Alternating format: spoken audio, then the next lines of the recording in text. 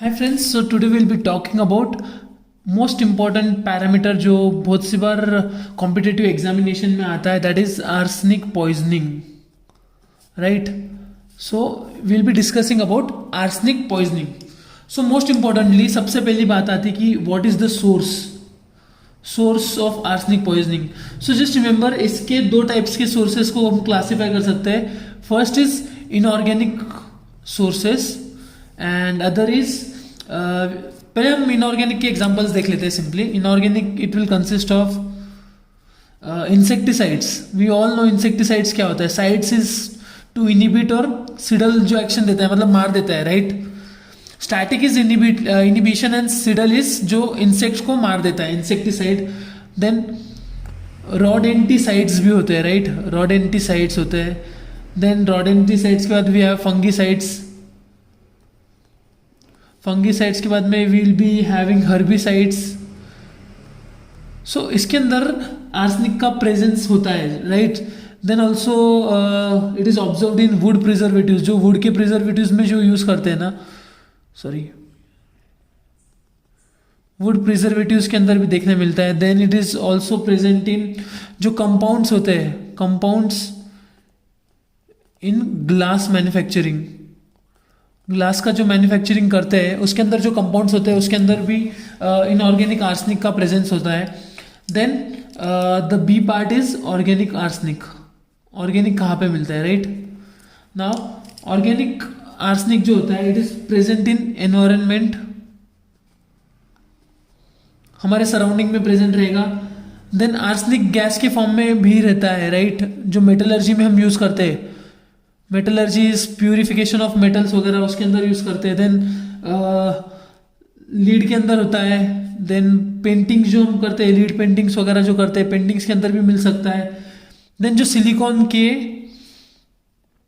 Microchips होते हैं, silicon के माइक्रोचिप्स के अंदर भी देखने मिलता है, right? So now will be just giving you an examples जहाँ कहाँ मीन्स कौन से एग्जांपल्स होते हैं ऑर्गेनिक इनऑर्गेनिक के. First is arsenic trioxide. Arsenic trioxide ये एक एग्जांपल है. देन आर्सेनिक पेंटॉक्साइड भी एक एग्जांपल है. देन सोडियम आर्सेनेट भी होता है. सो ये जो एग्जांपल्स है ये बहुत सी बार आपको पूछे जा सकते हैं कि आर्सेनिक पॉइजनिंग में which of the following compounds are present, या फिर सोर्स क्या होता है, राइट? इनका now in this second section will be discussing about the pharmacokinetic of arsenic. जो फार्माकोकाइनेटिक प्रॉपर्टीज होती है आर्सेनिक की, ऑफ आर्सेनिक. ना फार्माकोकाइनेटिक मतलब क्या friends? What does the body does to the arsenic. मतलब जब आर्सेनिक आता है तो बॉडी का एक्शन कैसा होगा, राइट? सो इसके अंदर जनरली क्या आता है, ADME वाला पार्ट है, राइट? सो सबसे पहले will be talking about absorption. Now absorption की मैं बात करूं, it depends on physical state of compound. For instance अगर मैं बात करूं, we all know that arsenide salt भी होता है, राइट? आर्सेनाइड सॉल्ट जो होता है, अभी ये जो है ये वाटर सॉल्युबल है. ये वाटर सॉल्युबल होने की वजह से क्या होने वाला है कि ये ज़्यादा से ज़्यादा इसका एब्जॉर्प्शन इंक्रीज होने वाला है, राइट? और जितना ज़्यादा इसका एब्जॉर्प्शन होगा उतना ज़्यादा ये हार्मफुल इफेक्ट शो करने वाला है. Arsenide salt is an example, right? Then second I will be talking about it is stored in. इसका जो स्टोरेज होता है कहाँ कहाँ पे मिलता है, जनरल कहाँ कहाँ पे स्टोर हो सकता है. जब बॉडी के अंदर जाएगा, हार्ट में जाएगा, किडनी में जाएगा, लीवर में जाएगा. Then it will also go in lungs. Kidney, lungs के बाद में most importantly always remember hairs and nails. अब देखो फिजिकल पैरामीटर अगर मुझे चेक करना है, मैं डॉक्टर हूँ, मुझे चेक करना है, तो I be most probably looking at this symptoms, right? Hairs and nails का मैं टेस्ट कर लूँगा, वहाँ पे अगर मिल गया तो देन देर आर चांसेस कि मुझे पता कंफर्म हो जाएगा कि भाई हाँ आर्सेनिक पॉइजनिंग हुआ है. ना हेयर्स की अगर मैं बात करूँ तो यहाँ पे जो डिपोजिशन होता है, deposition it starts in 2 weeks of administration and it can stay for years long, मतलब 2 to 3 ईयर्स तक ये हेयर्स के अंदर डिपॉजिटेड रह सकता है। Now always remember, I will be talking about this fact कि एक प्लेसेंटा जो होता है, राइट, मदर और फीटस के बीच के अंदर का, सो वो क्रॉस करके it can affect the foetal damage कर सकता है, जो फीटस रहेगा उसको डैमेज भी कर सकता है ये, राइट। नाउ अगर मैं मेटाबॉलिज्म की बात करूं, मेटाबॉलिज्म की अगर बात करूं, सो इसके अंदर ऑक्सीडेटिव मिथाइलेशन होता है। And now just remember this part, oxidative methylation we have seen in metabolism, right, phase 1 phase 2 वाला, सो ये उसमें देखने मिलता है। नाउ इसके अगर मैं एलिमिनेशन की बात करूं, इसके, सो एलिमिनेशन में जस्ट रिमेंबर मेनली ये यूरिन के थ्रू बॉडी के बाहर निकल जाता है। Urine is important, but small amount milk and sebum के थ्रू भी ये बाहर निकल सकता है, राइट। एंड इसका जो टॉक्सिक जो एलिमिनेशन जो हाफ लाइफ है, इसका एलिमिनेशन हाफ लाइफ जिसे हम बोलते हैं, it is around 3 to 5 days. 3 to 5 days is the elimination half life, right? Now we'll be talking about the toxic effect. Most importantly ये सबसे इंपॉर्टेंट है कि क्या टॉक्सिक इफेक्ट आने वाले हैं हमारे बॉडी ऑर्गन्स पे, जो क्रोनिक होते हैं या फिर माइल्डर रहेंगे, right. The first one is CVS, that is cardiovascular system. ना इसमें सबसे इंपॉर्टेंट ये याद रखना है कि माइल्ड वैसोडाइलेशन होने वाला है। वैसोडाइलेशन की वजह से क्या होगा, देखो डायलेशन होगा, राइट, डायलेशन की वजह से अल्टीमेटली हाइपोटेंशन होने वाला है। हाइपोटेंशन मतलब क्या होने वाला है, बीपी जो रहेगा, ब्लड प्रेशर जो रहेगा, it is going to decrease, right. Then जो कैपिलरी की जो परमिएबिलिटी है, कैपिलरी परमिएबिलिटी वो इंक्रीज होगा। अल्टीमेटली ये अगर इंक्रीज हो रहा है तो देन हाइपोटेंशन फिर से होगा, वैसोडाइलेशन हो रहा है तो फिर से हाइपोटेंशन ही होने वाला है, right. In severe cases congestive heart failure भी हो सकता है। देन अरिदमा मतलब क्या होता है, अपना जो रिदम्स है वो इरेगुलर्स भी हो सकते हैं, अरिदमास भी हो सकता है, राइट। देन जो सेकेंड ऑर्गन है which I like to focus is GIT, gastrointestinal tract जो होता है, वहाँ पे क्या डिफरेंस आने वाला है। सो जस्ट रिमेंबर, वहाँ पे एब्डोमिनल क्रैम्प्स आ सकते हैं। एब्डोमिनल क्रैम्प्स के बाद में आपको डायरिया, जो वाटर, देखो अल्टीमेटली ये वाटर का कंटेंट ये करने वाला है तो डायरिया भी हो सकता है। एंड रिमेंबर ये पेरिस्टालसिस को इंक्रीज कर देता है। पेरिस्टालसिस जो मूवमेंट है, जो ये होने वाला है फूड का, पेरिस्टालसिस का ये भी इंक्रीज हो जाएगा। Then third I will focus on kidney. ना किडनी की अगर मैं बात करूं, जस्ट रिमेंबर जो मेरा आर्सेनिक रहेगा, it is going to cause my जो रीनल कैपिलरी ट्यूब्यूल्स होते हैं, वहाँ पे भी कैपिलरीज रहेंगे, राइट।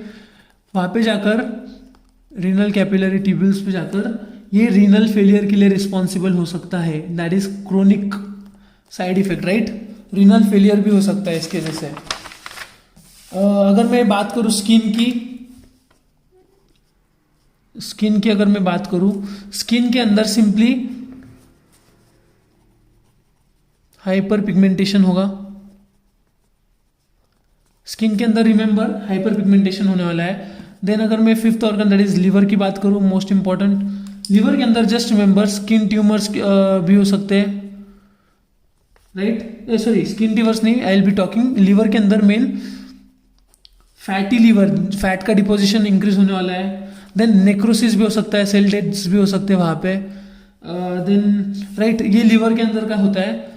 देन मैं अगर बात करूँ कैंसर कॉजिंग जो होता है, ये arsenic is also responsible for cancer के लिए भी कॉज कर सकता है। तो कहाँ पे, तो ये सिंपली स्किन ट्यूमर्स फॉर्म कर सकता है। स्किन ट्यूमर अगर फॉर्म करेगा ये ब्लैडर को भी अफेक्ट कर सकता है। ब्लैडर के बाद ये लंग कैंसर के लिए भी रिस्पॉन्सिबल है, as we have seen lung cancer के लिए, राइट। और मैं लास्टली अगर मैं ब्लड की बात करूँ, सबसे इंपॉर्टेंट कि ब्लड में क्या चेंजेस होने वाले हैं इफ आर्सेनिक पॉइजनिंग हुआ तो। So just remember friends, blood के अंदर जो ब्लड फॉर्मेशन का जो प्रोसेस है it is going to decrease. Blood formation का प्रोसेस डिक्रीज हुआ तो HB डिक्रीज होने वाला है। HB की वजह से, HB इज हीमोग्लोबिन, एक हीमोग्लोबिन मॉलिक्यूल 4 ऑक्सीजन कैरी कर सकता है। देन ऑक्सीजन कैरिंग कैपेसिटी भी अल्टीमेटली डिक्रीज होने वाली है। So now the most important part कि भाई चलो अभी हो तो गया है, इसे ट्रीट कैसे किया जाए, treatment and management I will be telling you, right. Now treatment में first we have fluid replacement. Fluid replacement कर सकते हैं हम, और यहाँ पे हम एजेंट्स यूज कर सकते हैं. Fluid replacement is one treatment. Then second treatment is आप मॉनिटर करिए, monitoring of intravascular volume. Intravascular volume को मैं मॉनिटर करता हूं टू प्रिवेंट. क्यों मॉनिटर करना है? To prevent development of shock, right. Then सबसे इंपॉर्टेंट जो हम ड्रग यूज करते हैं इसके अंदर, dimercaprol. This is the drug which is also known as BAL. ये ड्रग यूज करते हैं. इसका डोज जो होता है 0.3 mg/kg. इट इज एडमिनिस्टर्ड IM, इंट्रामस्कुलर. ये दिया जाता है एवरी 4 hours जब अगर पॉइजनिंग हुआ है तो, because it is used to, ये चिलेट फॉर्म कर देता है. चिलेट फॉर्मेशन की वजह से, चिलेट पॉइजनिंग के साथ में, चिलेट किसके साथ में फॉर्म करेगा? पॉइजन जो रहेगा, आर्सेनिक पॉइजन, उसके साथ में करेगा. कब तक ये फॉर्म हो जाएगा? जब तक ये एब्डोमिनल पेन होता है, राइट. क्रैम्प्स आते हैं, राइट. एब्डोमिनल पेन की वजह से जब तक ये एब्डोमिनल पेन कम नहीं हो जाता, जब तक ये चिलेट फॉर्मेशन हो जाएगा यहाँ पे, राइट.